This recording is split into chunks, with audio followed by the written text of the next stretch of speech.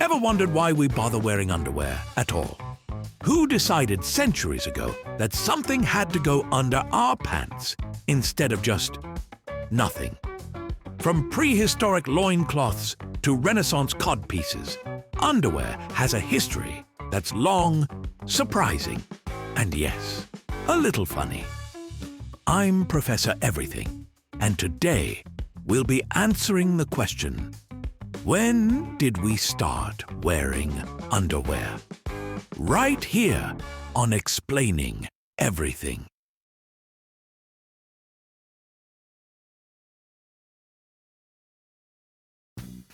Let's start at the very beginning. The earliest known underwear was the loincloth, a simple strip of cloth or animal hide passed between the legs and wrapped around the waist. Prehistoric humans likely used them for comfort, protection, and maybe a little modesty. Imagine sitting on a rocky surface and thinking, this strip of hide might save my behind today. The famous Ötzi the Iceman, who lived around 3300 BC, was found wearing a leather loincloth, a belt, and leggings made from grass and leather.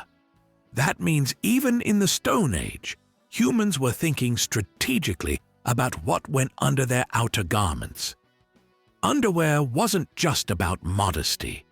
It also protected skin from rough materials and helped regulate temperature. Loincloths weren't universal. Some early humans likely went without, depending on climate, culture, and personal choice. But evidence suggests that covering the groin area was practical for survival and comfort. So even when we complain about tight waistbands, remember, someone once had to wrestle with raw animal hide.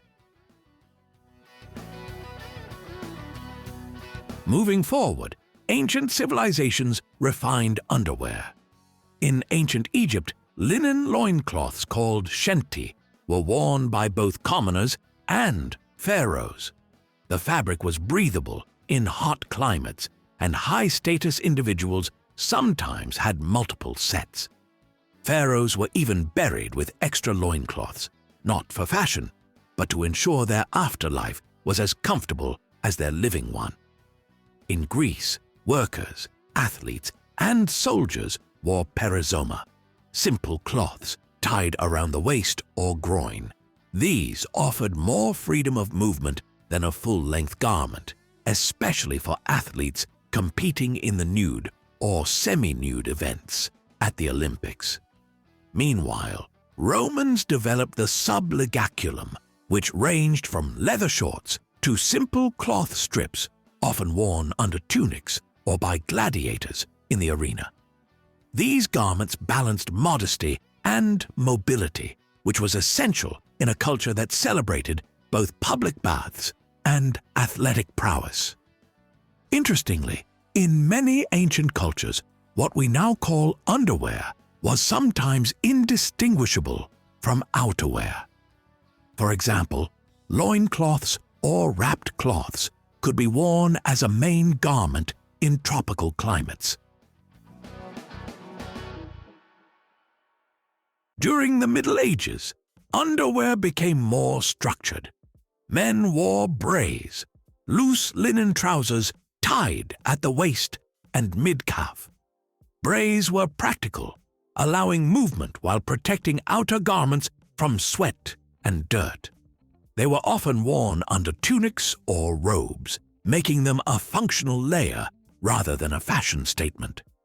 Then came the codpiece in the Renaissance. Originally a simple flap to cover the gap in men's trousers, it soon became decorative. Nobles padded and embroidered their codpieces, making them a symbol of status. While it may seem absurd to modern eyes, the codpiece served the same purpose underwear had for millennia: protection, modesty, and sometimes a touch of flair. Women's underwear during this period primarily consisted of the chemise, a linen underdress.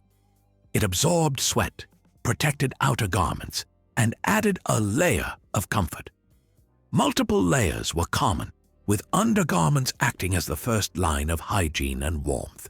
It wasn't glamorous, but it worked, and it laid the groundwork for later undergarments that would combine practicality with fashion. By the 19th century, underwear took a major step toward modernity. Men and women wore drawers, knee-length pants that you stepped into, making layered clothing and skirts easier to manage.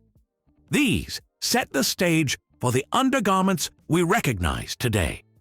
The early 20th century brought briefs and boxers, shorter and more practical undergarments. Elastic waistbands allowed better fit, and cotton fabrics improved comfort. People began choosing undergarments based on preference, not just necessity. By mid-century, materials like nylon and lycra added stretch and durability, making underwear both functional and stylish. Boxers offered freedom and breathability, while briefs provided support. Women's underwear also evolved, from petticoats and bloomers to modern panties. The 20th century turned underwear into a personal expression of style, comfort, and sometimes even fashion.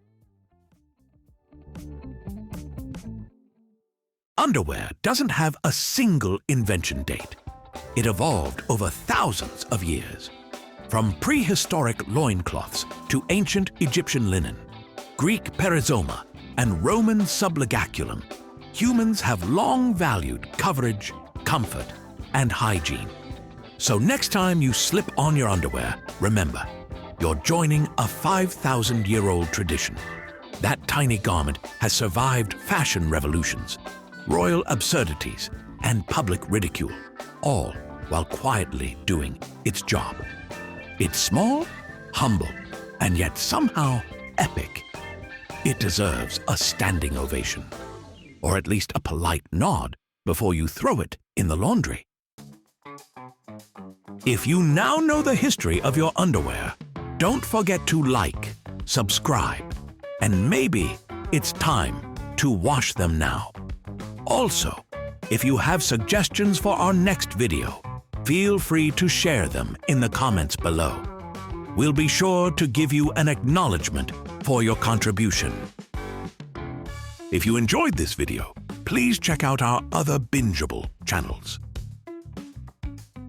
Thank you for tuning in, and join us next time here in the channel that answers all the why, what, who, where, and how questions you've always wondered about, here on Explaining Everything.